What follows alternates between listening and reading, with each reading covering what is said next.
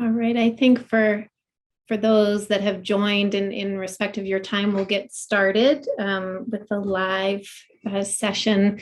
First of all, thanks for joining us for this session on being high touch in a high tech practice, presented by Dr. Peter Weinstein and hosted by ProVet Cloud by Nordhealth. ProVet Cloud is a modular progressive practice management software used by over 20,000 veterinarians worldwide. You can learn more about them at provet.cloud. Our host, Dr. Weinstein, is a veterinarian and trusted advisor and consultant in the field. He is also has received his MBA and is teaching business and finance at Western University of Health Sciences College of Veterinary Medicine. Before I hand this over to our host, I do want to let you know that we'll leave time at the end of the session for Q&A. Feel free to use the Q&A function throughout to submit questions, and we'll get to as many of those as we can after the presentation. And a recording of the webinar, along with a bonus article on the topic from Dr. Weinstein, will be sent to you in the coming days, so keep your eyes open for that. And at this point, I will hand it over to you, Dr. Weinstein. Thank you, Megan, and thanks to ProVet Cloud and Nordhealth for their support and sponsoring this event.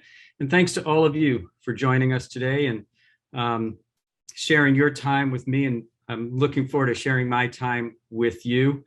It's interesting, we're doing a talk on being high tech in a high touch practice, and we're doing it on Zoom virtually with you sitting in the comfort of your offices or homes or cars or airplanes or whatever the case may be, because this is just one example of this high tech world in which we are living in right now.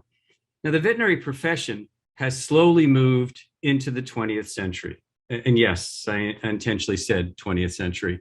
We've moved forward and we've had a hard time struggling to relate to the past while morphing into the future. On one hand, many practices have totally integrated into a high-tech world, while others resist resolutely. And I can't help but go back to why many of us got into veterinary medicine to begin with, and that's this. Excuse me, this is Derby, isn't it?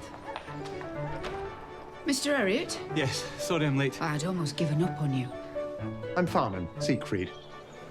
I'm James Harriet, Mr. Farnan's new assistant. Another one? Siegfried's new assistant. Yes, another one. Look at this. The animals are the easy part. It's the people cause all the bother. It's true what I've been hearing. You are a handsome devil. Well, James, I think we can safely say you're one of us now. Harriet! Siegfried's bark really is worse than his bite. Stand up to him. He'll love you for it. Up in the Dales, surrounded by those hills. There's no place on earth like it. Careful. Once it gets in your bones, it's hard to get out. I'm not sure I want it to. All creatures, great and small. Coming soon to Channel 5. That is such an image of how many of us looked at the profession, and especially myself growing up, and many of us long for that today, even as we see the technological advancements that we're seeing at the clinical level and the management level rapidly rising. So as we look back, let's look at the present. Do you consider your practice to be state-of-the-art, up-to-date, sophisticated, advanced, and concurrently, is it caring, compassionate, communicative, concerned? Where is your practice today? Is it a blend of all of these different things? Because we have gotten to the point in human healthcare where we see this. And is there actually a patient somewhere in this picture? Where is the patient in this picture when it comes down to it? So the future is high tech. High tech helps pets, it increases safety, there's less pain, all of these different things. But can we integrate technology and still retain the relationships with the clients, with the patients, and with our staff, the ones who frequently are implementing the technological advances that we've come to?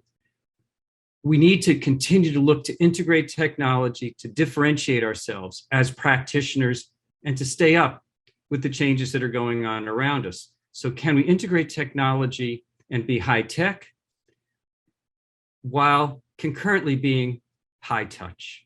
That caring and compassion that people look for in their veterinarian, the communication that they look for in their veterinarian. How can we be high tech and high touch? And the answer is by being hybrid. This is probably the solution, is to be some combination of high tech and high touch. Because if we start to get too lost in the technology that's around us and all of the clinical side, because I remember not that long ago talking to practices as a consultant about digital dental radiology and digital radiology and ultrasound and the new tonometry tools that we have. I remember talking about those as being state of the art, but they're now relatively mainstream. In human healthcare, well, human healthcare, we've adapted so much from human healthcare on the clinical side, and just it's not going to be that long before we have virtual reality and artificial intelligence. And I have to say artificial intelligence because if I say AI to a bunch of veterinarians, if I say AI to a bunch of veterinarians, we think artificial insemination. So virtual reality, artificial intelligence are just right around the corner. So how has high tech impacted human healthcare? I know I've got an appointment to see a doctor coming up in a couple of weeks, my annual visit that I go in for every 3 or 4 years.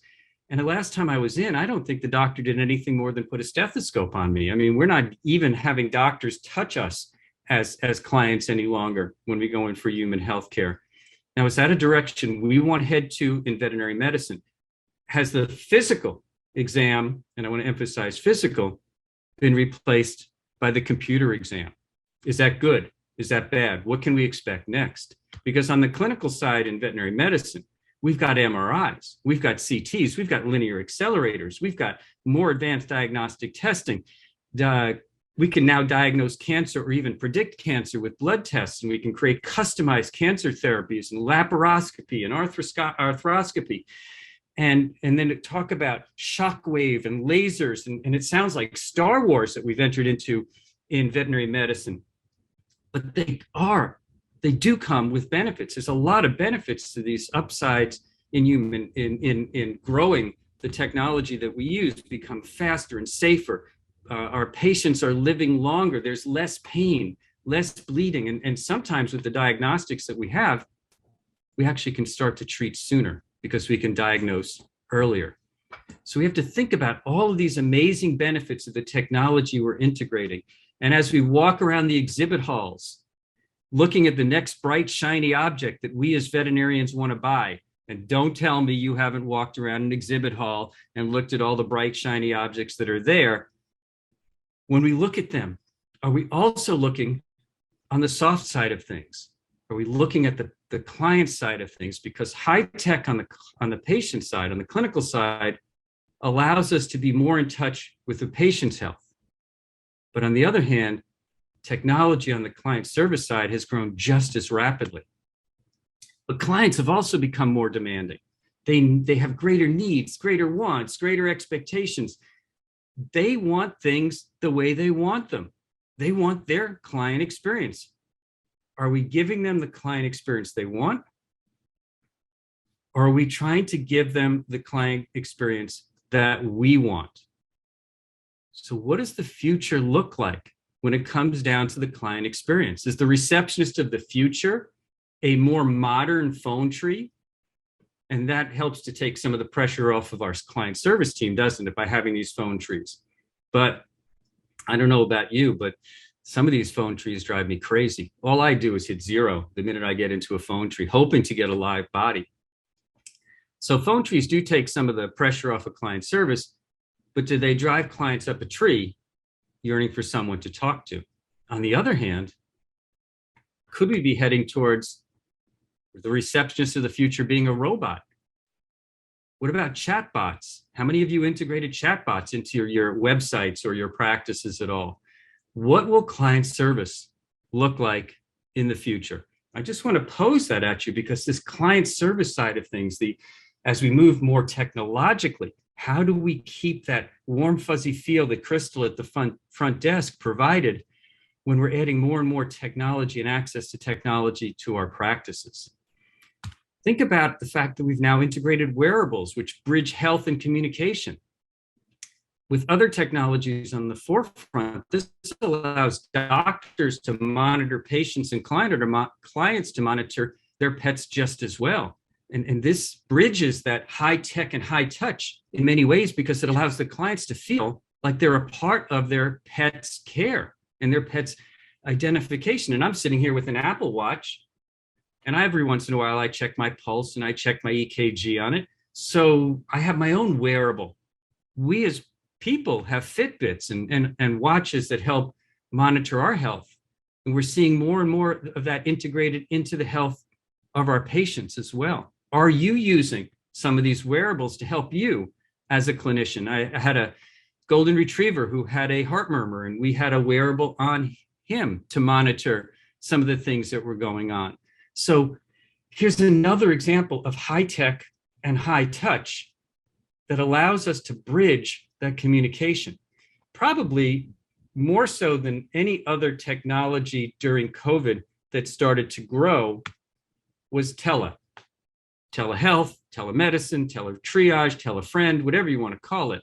This was a really great integration that bridged high tech and high touch during a time when we wanted to be with our clients, but because of the pandemic, we were also concerned about being with our clients. This has been the center of great growth over the last few years, and we're still trying to figure out how to optimize this service. How do we optimize the manner in which we integrate something into our practice to make it easier for the practice, make it easier for the client, make it easier and better for the patient, and make it easier and better for the staff? How do we take telemedicine, telehealth, provide appropriate patient care, and utilize technology that many of our clients have gotten used to from human healthcare? Where does this fit? And how do we still put our hands on the pet so that we have that relationship? And how do we reach out and hug the client from a telephonic standpoint? Think about also the different changes in communication tools. I just remember printing reminder cards, and of course they always got messed up on the pin feed printers, and we had to reprint them and everything else. But we've come a long way from postcards, and we've even stopped or used phone calls even less, and we're using emails and text and direct messages. And this works. It works for many people. And many people think it's the best way to communicate. But on the other hand, some people think it and deem it to be very impersonal. What do your clients think? How do they want to be communicated to? Do they want all of these virtual applications that allow them to make appointments, to change appointments, to refill prescriptions, to request food delivery?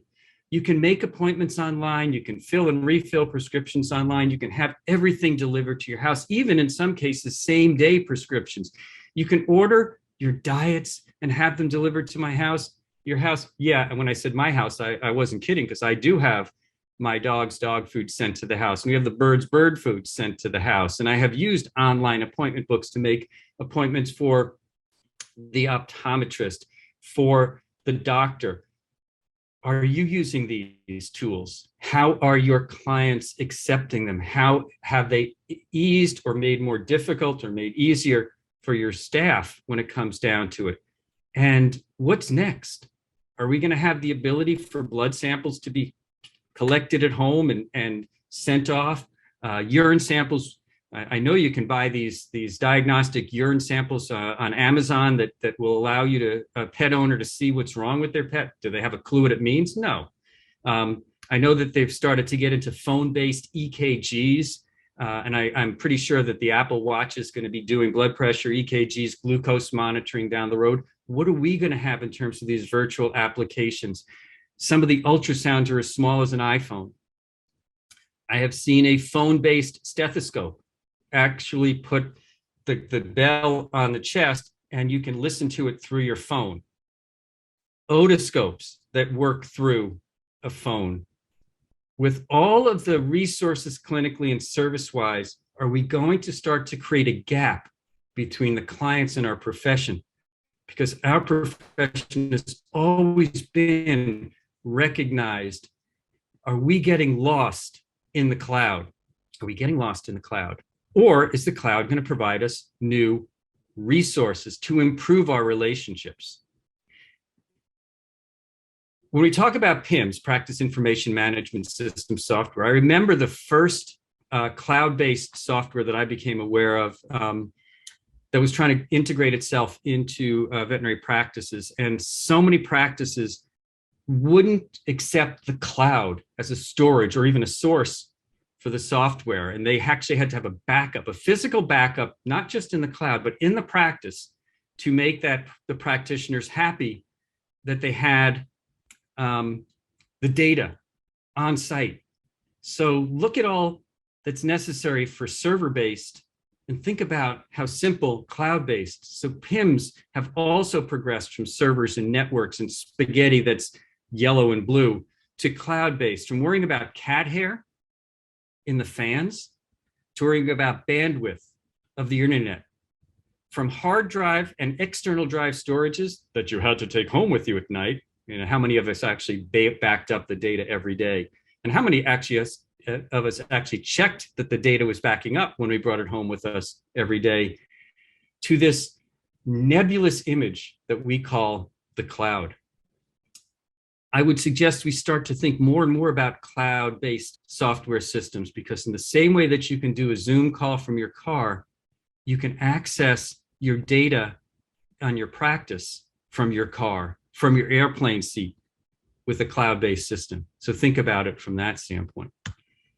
And our PIMS feed into our websites. Well, our websites feed into our PIMS, and we have this integration where we have high-tech websites, but are they easy for clients to navigate? Are they user-friendly? Are they phone-friendly? Because the first thing clients will use to search for you is their phone. And if your phone number is not right on the first page on a search, they will go find someplace else, because your website, your phone source search feeds into your clients. They become the leads that become your clients down the road. And we have to make sure that our websites are high tech and high touch as well. Videos integrated into it, pictures. People get to see what's going on behind the scenes at your practice because they want to know what's going on. So are you using your website as a portal to introduce your practice to prospective clients, and to use your website as a portal to educate your current clients? Is your website high tech enough to attract the millennials whose needs are high tech, while treating and respecting the needs of baby boomers who want a relationship? This is the discussion that we have to have as we continue to grow in the high tech world, because we're going to create customized care and customized communication. And we use our PIMS and we use our software and we truly customize communications and link them to apps and social media. We can give clients what they want. How do we do that? You ask them. And we've got 5 generations of clients now. Baby boomers, Gen X, Gen Y, Gen Z, and even older. We've got clients that range in age from 18 to 85 and above, with 5 generations of pet owners and 5 generations of employees led by the millennials, who are the greatest percentage of employees and pet owners right now. How do we keep everybody happy with customized care and customized communication and online payment options and voice recognition software and enhanced client relationship software? All of these will help us be faster, more efficient, more progressive, more organized, more connected on one hand, and more disconnected from the person on the other. So for 2 years, in many cases, we dealt with this curbside care. How did you make curbside more personal? I jest, but one of the things, if you're thinking of doing curbside and continuing curbside, think about the following. What if we made a trade? Client gives us their pet, and we gave them a tablet. And the tablet was already hooked up to the Wi-Fi, and they could actually see the pet walk from the car into the hospital, into the exam room, where the doctor, the nurse, and the patient went through the doctor, nurse, patient situation using the tablet to live stream to the client in the car. We have a lot of pet owners who are very happy with curbside, but they feel disconnected from the doctor. We have a lot of doctors that are very happy with curbside because it keeps the clients out of the practice. Well, how about if we use technology to make a client feel like they were in the room?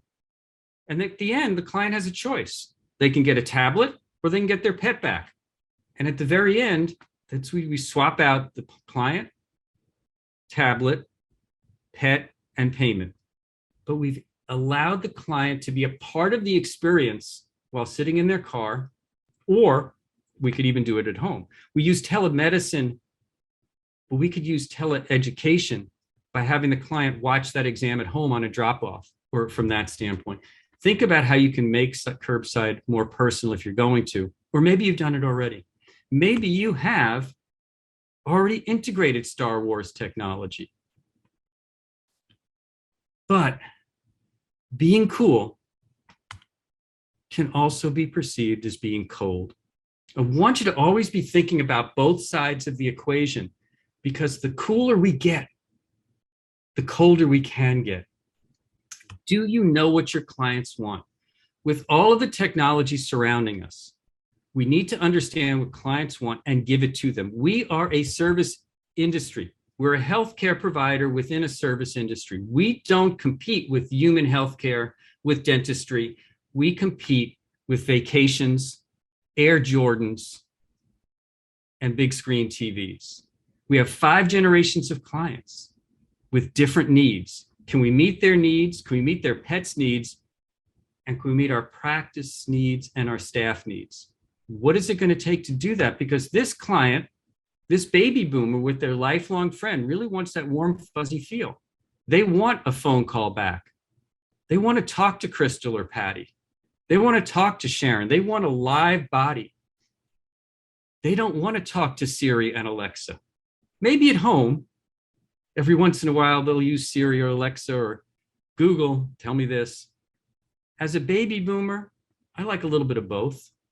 I love being able to have food and drugs delivered, but I really need that caring voice when I want somebody to talk to.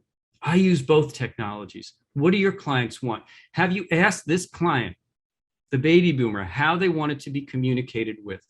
Now, my dad at 88 was still using a cell phone. He was texting, he was ordering his drugs.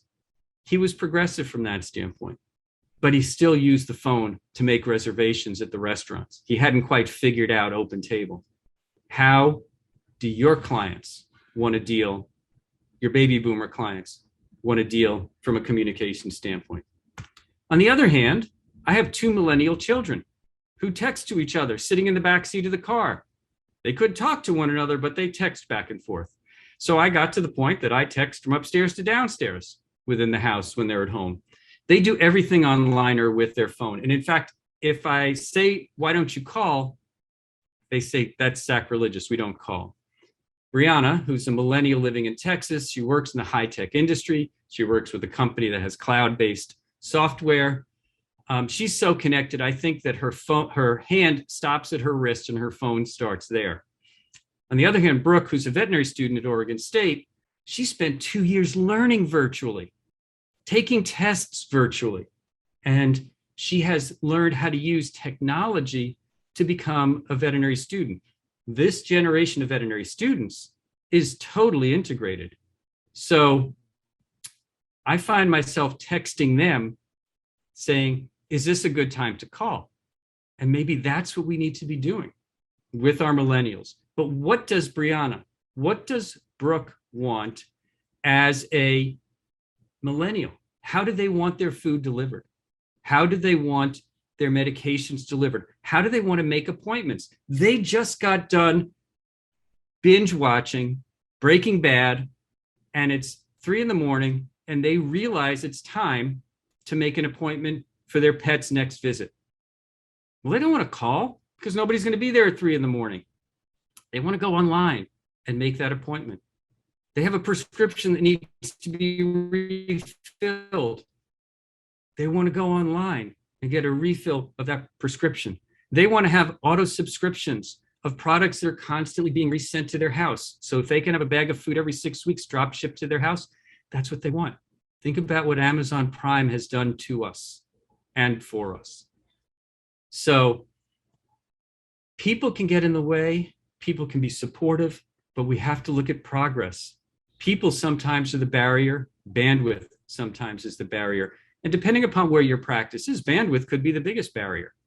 And other times it could be finding people to be able to deliver what you're looking for. Every generation wants quick, easy, and convenient, and they want quick, easy, convenient transactions. It doesn't matter what the generation is. It matters, can you deliver to them? Whether you're high tech or high touch, or both, can you provide quick, easy, convenient, fill in the blank. And again, I want to reiterate, millennials are the largest share of pet owners. They're digital natives. They buy and communicate online, and they're comfortable with digital payments. Are you offering these options to your millennial clients, who are more than 50% of your clientele?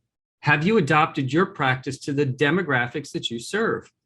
By adopting, you become high tech while remaining high touch.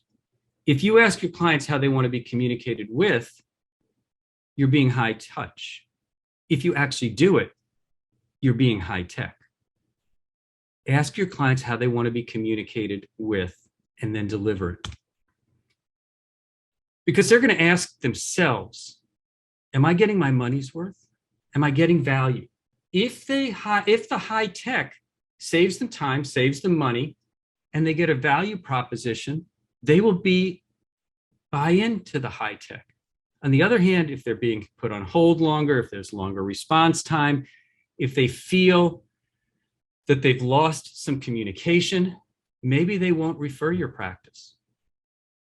On the other hand, if they feel great value proposition and great respect for their time, maybe they'll be the number one source. Doesn't matter the generation of referrals. How are you meeting their value proposition? High tech, high touch, a little bit of both. Because clients do want to feel more connected, and they want you to feel more responsive, and they want to be more convenient. So how do we do that? How do we remain more connected, more responsive, and more convenient? Well, technology is probably the best way to do it. But how do we do so and still have a pulse? How do we still do so and still continue those relationships? Is the technology that you're using on the client's experience side of things professional?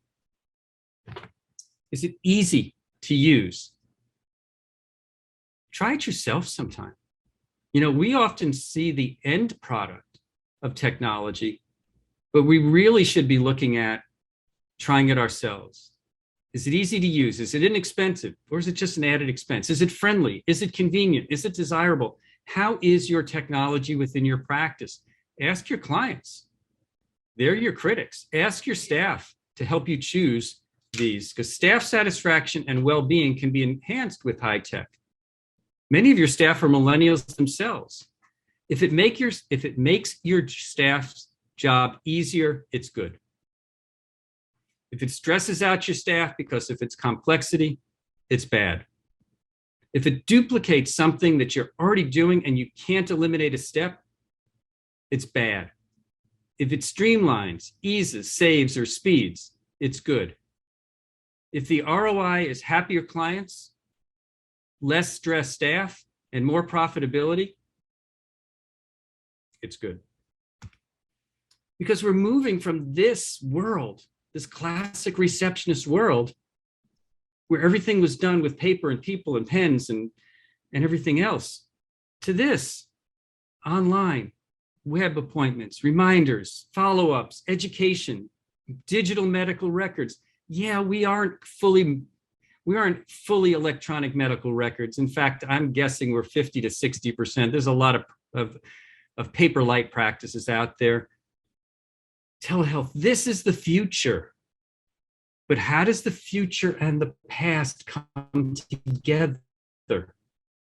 Because if the future provides more time for patient care, 2 thumbs up. If the future provides for more time for self-care, 2 thumbs up.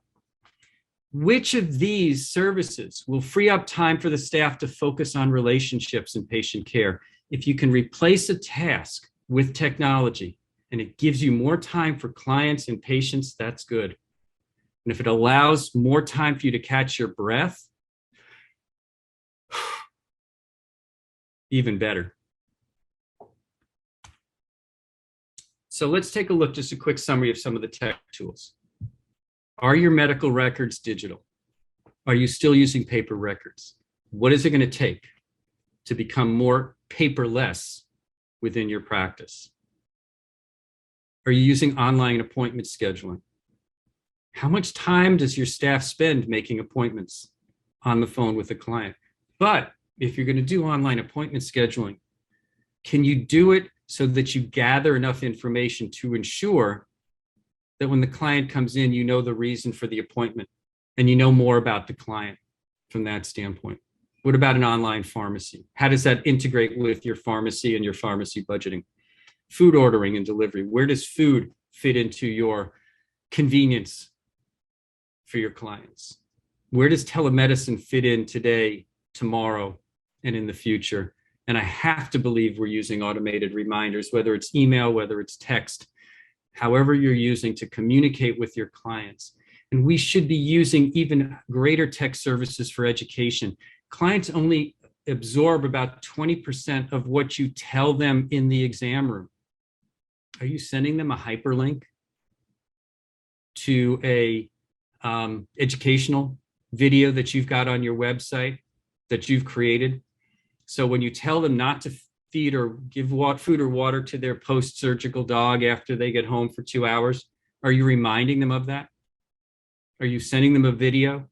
Are you sending them a text? What's happening when the client leaves post-operatively? If they don't hear from you, I will guarantee way too many, just from prior experience, way too many clients don't hear what you tell them in the exam room. The e-collar comes off when the pet gets home. They give them a big bowl of water. And at 1 minute to 6, they call and say their golden retriever's barfing their brains out in their backyard and licking at their incision because their scrotum is now the size of a softball because they took the collar off, they let them run around the backyard, and they let them drink water because they didn't absorb what was going on. But maybe if we texted them on the way home with a link that says, just in case you forgot what we talked about in the exam room, don't take that e-collar off, don't let them drink, and here's how you reacclimate your pet back into normal. And then we have all sorts of website resources in the social media world and all sorts of communication tools. These are some of the things, and they do come with benefits. Improved patient care with all of the technologies that we have medically, improved continuity of care, our ability to follow up with clients, and our ability to communicate from doctor to doctor. So we have continuity of care, improved client compliance through communication and reminders and using different reminder tools to stay in touch with them, as well as it helps increase the human-animal bond because we can keep our clients more aware of the risks that their pets may have, breed-specific education, etc. And with well-placed, well-utilized, well-trained, high-tech, the staff members see better patient care, which leads to greater staff satisfaction and greater well-being and greater happiness within the practice. Does your high-tech approach satisfy the wants of your clients? And as importantly, does it satisfy the needs of your staff by making their lives easier? Hybrid, high touch plus high tech, equals highly successful. You'll get greater customer traction because the millennials will talk about you. You can provide a much better client experience. You'll then have greater client retention. The appropriate technologies increase efficiency, profitability, trust, credibility, and it lets the world, your clients, know that you're keeping up, that your practice is staying up to speed with healthcare, both on the clinical side and on the communication side. So think about it. Can you increase staff retention due to increased staff satisfaction and greater well-being just by adding some technology? Yeah. If the technology helps your clients, help your patients, and increases the efficiencies of your practice, absolutely, because we can drop some of that stress level. So we need to do that. But I want you to remember something else. Service can be emotional. Technology can't. We have to keep the emotions in the veterinary field. We have to keep the compassion, the empathy that we have. We have to recognize that if we automate transactional interactions, we can't automate relationships. That if the answer isn't simple, that you've got to pick up the phone and don't provide endless loops and don't keep people on hold forever. And you have to have people available when technology fails. If the Zoom meeting craps out, you have to have people nearby if something doesn't work. If a client needs an appointment and they can't get it, you have to have somebody to help them out. And we have to look to enhance the connection, not replace it. It's both working together from that standpoint. So what's it take to be high tech and high touch? What's it take? It takes caring. It takes communication. It takes caring about the client and the patient first. It takes communication about your plans to add technological options. It's interesting. There was a survey that came out during COVID, in the first few months of COVID, that only 25% of pet owners were aware that practices were providing curbside care, which means 75% of the clients went to the practice, tried to open the door, found the door locked, and then read a sign on the door that says, go back to your car and give us a call or text us or whatever it said. Only 25% of the pet owners had been communicated to by veterinarians before they came in during COVID that they were doing curbside care. That is totally inept communication. There is no reason your client should come and rattle the door because they should have been told. It should have been on your website. There should have been a text sent out. There should have been an email there that's sent out. There maybe even should have been a postcard that's sent out that says, this is how we will be delivering care during this unique period of time that we're dealing with.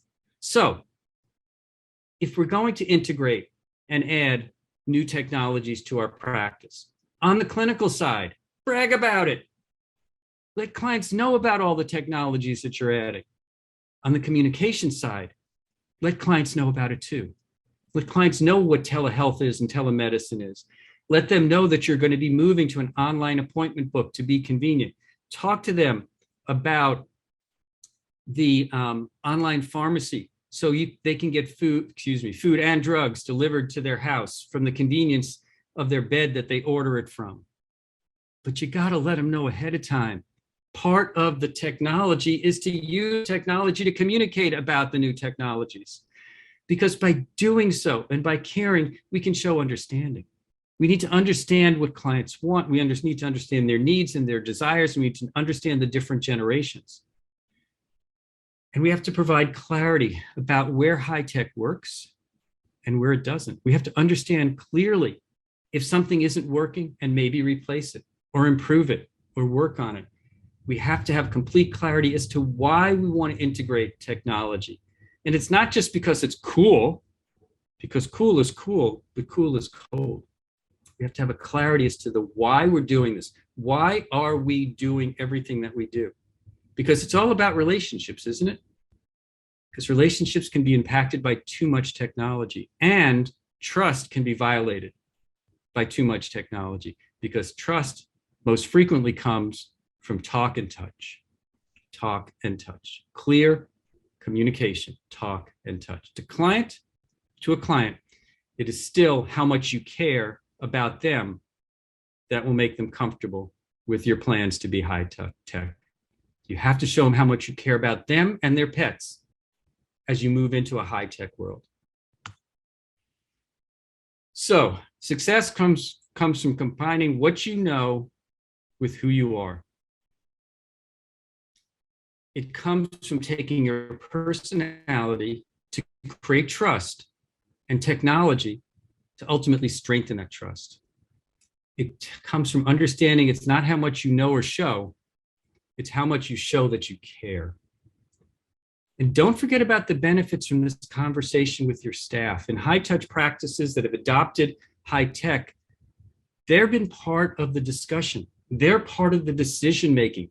They're the ones who have to utilize the technologies routinely. So we need to integrate our staff to ultimately have technology become successful.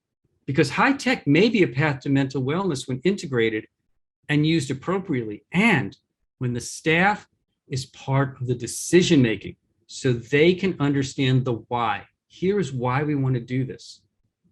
So in the global scheme of things, when we think about it, it's really not the ones with the most toys that win. It's the one with the best relationships that wins. Veterinary hospitals are at a crossroads. We can adopt technology and become efficient within our business. But to what end? Will our efficiency give us toys or relationships or both? We can stick to traditional methods and see what happens, but I think financially, we'll start to see some drop off of clients that are looking for access to technologies, to convenience, to speed. We also may see that if we stick too long with traditional methods, some of our millennials and Gen Zs who are looking for a practice that they can relate to because of technology, maybe they will look for another practice to go and work at. Going high tech may feel challenging, but the improved outcomes in workflow, efficiency, and patient care are well worth it. Is that the veterinarian of the future? We're going to just be plugging in an electronic charger into our pets? Who knows? But we need to be state of the art in 2022 and going forward. We need to be communicative at the same time. We need to be up to date, but also concerned. We need to be sophisticated and also compassionate. We need to be advanced as well as caring. So to be high tech and high touch, you need to be high touch first. You need to build relationships. You need to build trust. You need to show empathy. You need to show compassion. And then you can slowly integrate tools and resources that supplement your high touch skills. You need to identify the tools and resources that will make your team's jobs easier. You need to include your team in choosing the tools. Take the time to get the systems, processes, and checklists in place before introducing a new technology to your clients. The worst thing you can do is introduce a new technology and you're not ready for it. Let your clients know, using technology or other communications, that you're introducing, what you're introducing and why, and encourage them to give it a try. Encourage them to give it a try. Explain the why, explain the what. Technology should not decrease your touch. It should enhance it. Technology should not add work to your team. It should simplify things. Technology and touch together with the team are terrific. On that note, let's open it up for some Q&A. Megan and Rachel, how do we want to handle Q&A? Thank you, Dr. Weinstein. That was great. We do have some questions here, and a reminder for all attendees, the Q&A function at the bottom of your screen. Feel free to drop your questions in there. So I will start with the first question here. How can I, and this is, I'm sure something others are thinking as well, how can I find the resources to manage new software? How do I make sure I have the right staff, of course? And as we know, there's a lot of talk about shortages in the industry. Well, there were 4 questions in there. The shortages, if we can use technology in some fashions to, I don't want to use the term replace people, but enhance people so that they're more efficient, that's great. When it comes to softwares, I think some of the best things to do is a manager to create a shopping team for all intents and purposes, with a manager and a receptionist, or a manager and a technician, or maybe add a doctor in there. But let them do some due diligence and find the different resources and tools that are available. If you go to the large meetings, the large conferences around the country with exhibit halls, you will find so many resources on display. And I think that's a great place to do some initial shopping. Choose 1, 2, maybe 3 to bring back, and continue the shopping at home with some virtual calls and some demos of software, whether it's a practice information management software or a client communication software or something like that. I think that by having a team make decisions, you'll get multiple opinions from that standpoint. I really do think it's important to take your time. I think a lot of times we make rush decisions. We go for the first bright, shiny object that we see, and there may be something else and something better. The VHMA, the Veterinary Hospital Managers Association, has some great communications on their listserv about the different products and services that their hospitals use. Call references and find out what people think of softwares that you're going to integrate, or even tools that you're going to integrate if it's a digital radiography. Find out about the client service, how quickly problems are solved, any problems that they may have had integrating, and take your time. I think the worst thing that we can do when it comes down to making decisions is to make a rush decision, and to make a decision out of panic. I think some of the decisions on technology should be progressive decisions about needs that we see going forward, and not reactive decisions based upon problems that we've had in the past. Take your time, use a team to make decisions, and I would also find out whether you can have a 30-day or 60-day trial and give it a try. It's like, take the car out for a test drive before you buy the car.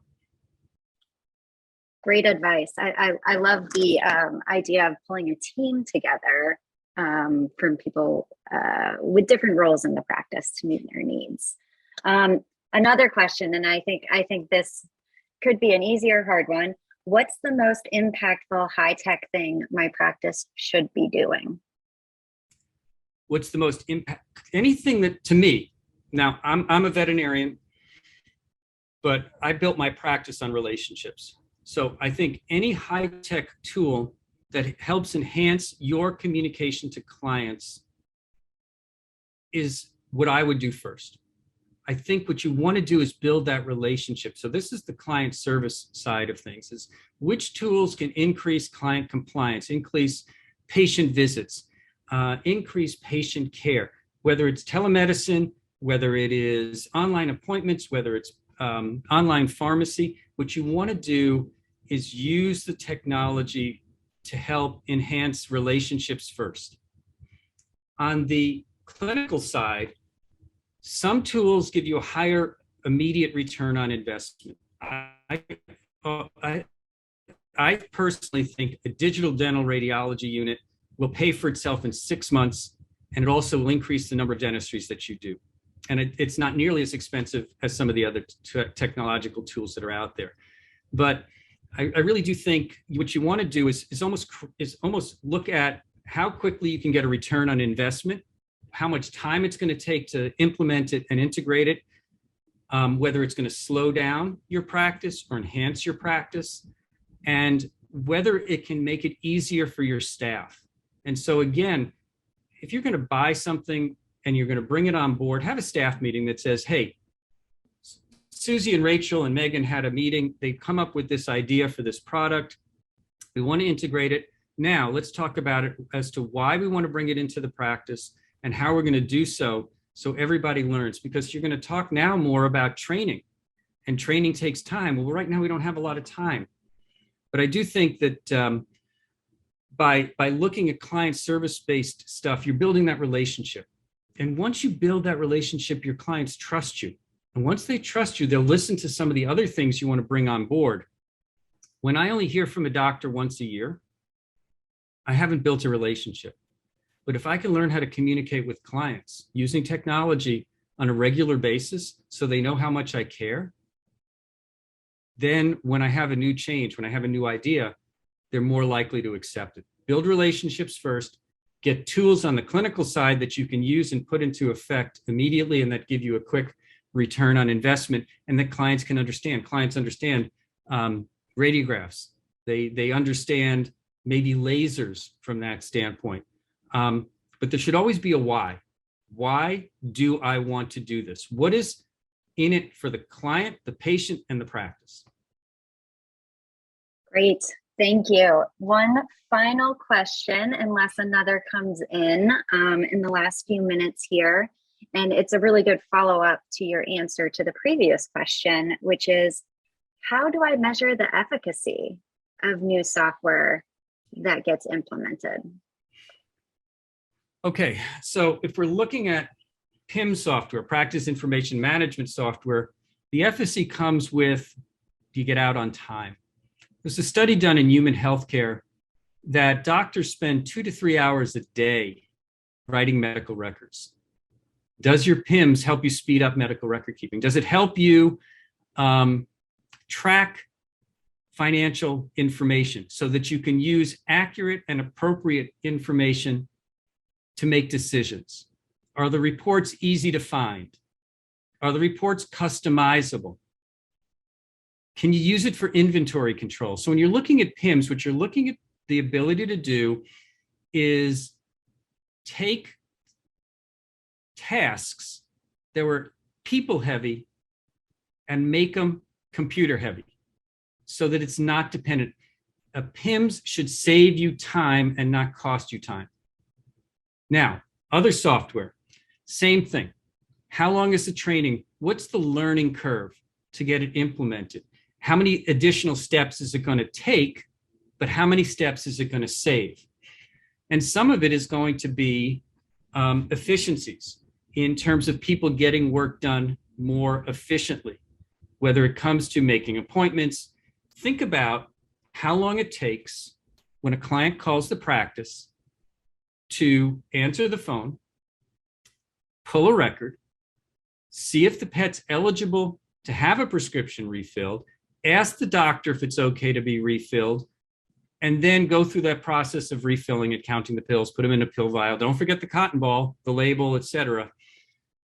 And then have the client come in, wait online, pick up the prescription, pay for it, etc. Think about how much time that takes versus okaying 6 refills on your online pharmacy so a client can go on, get a prescription refilled, you get a note that the prescription's refilled. Technology should save you time and make you money. And if it's not, either you need to figure out how to use it better, or more training, or you have the wrong technology. Thank you so much. We did not get any additional questions as you were answering that one. So I think we are ready to wrap up here. As mentioned before, a recording will be sent in the next couple of days, as well as a bonus article from Dr. Weinstein. And of course, thank you so much for joining. Dr. Weinstein, any final words you'd like to give the attendees today? My final word is enjoy integrating technology, but don't forget a hug goes a long way.